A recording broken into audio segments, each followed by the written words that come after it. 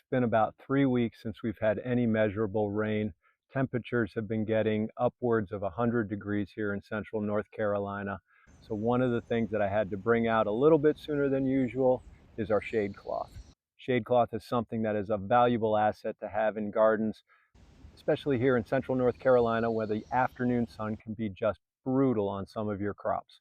For us, I don't put it everywhere in our garden, but I definitely use it here in some of our tomatoes and our cucumbers to help try to extend the life of those crops. If I didn't put it there, you'd see wilting on the plants going on, which would lead to pest problems and other issues. And so I want to extend the life of those tomatoes, keep those blooms on the tomatoes, and try to get as much of a harvest as I can. Let me show you what we do for a simple and easy setup to support your shade cloth. I like using a 1/2-inch electrical conduit to build the structure. It's lightweight, it stores easily. In fact, the electrical conduit is what I use. You saw our last video, this trellis that we make. It's easy to take up and take down. Same can be said for when I'm building a structure here for our shade cloth. So this 1/2-inch electrical conduit, all I do is make 2 posts, have that 10-foot section ride right across the top. And in order to hold it together, let me go over here where I can show you a little better. I just use a couple of zip ties and just lash them around, and that'll hold this in place. We're not dealing with anything of heavy weight, so that's the simple and easiest thing that I find. I can then, once we're done with the shade cloth, sometime late August, I'll just take it down. Now, in order to hold the shade cloth up, what I do is use these grommets here, put them on the end. These just clip on, real simple and easy. They have a little loop right here, and I just use these little bungees to attach it to the 1/2-inch conduit.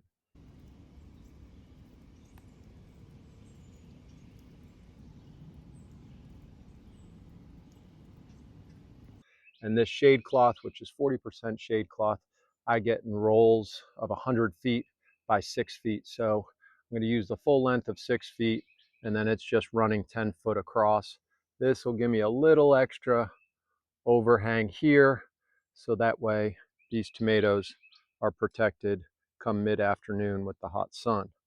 Now, for these tomatoes here, as you can see, I've got them on these little spools, so I can just drop the tomatoes down as I need to as they continue to grow. But you can see up here near the top, I've got blooms. I want to keep those blooms. And as I was saying earlier, these high temperatures, if I didn't have this shade cloth, one of the first things these tomato plants are going to do is drop those blooms, hence no more tomatoes. So using this shade cloth is going to help this crop hopefully create a few more nice large sized tomatoes like those guys down there. Now I'll repeat that same process here on the other side with the 3 grommets. Once again, 1 on each end and 1 in the middle to help hold this shade cloth up. Now in the middle area, I add just this 1 little post here, zip tie it, and then just use this PVC T-fitting.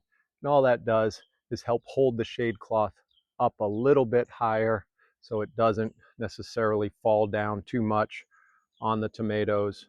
And it just also, by having that T-fitting there, prevents this shade cloth from getting caught in the electrical conduit and ripping. Now, shade cloth comes in different percentages. For me, I like using the 40. There's also the 30 is not bad. I have the 70, but I use that for different things, such as when I'm trying to do some propagation, but I rarely use that. I find the 40 shade cloth to be good for what I need it to do and to help protect these cucumbers and tomatoes.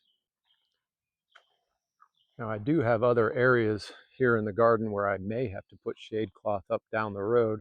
Like for example, this zucchini volunteer that came up, he's doing fantastic right now, but he doesn't quite get the beat down of the midday sun like the center area there over by the greenhouse. So I may or may not need to put any shade cloth there. And then over here on this side, as you can see, here we are, it's about 10 o'clock in the morning.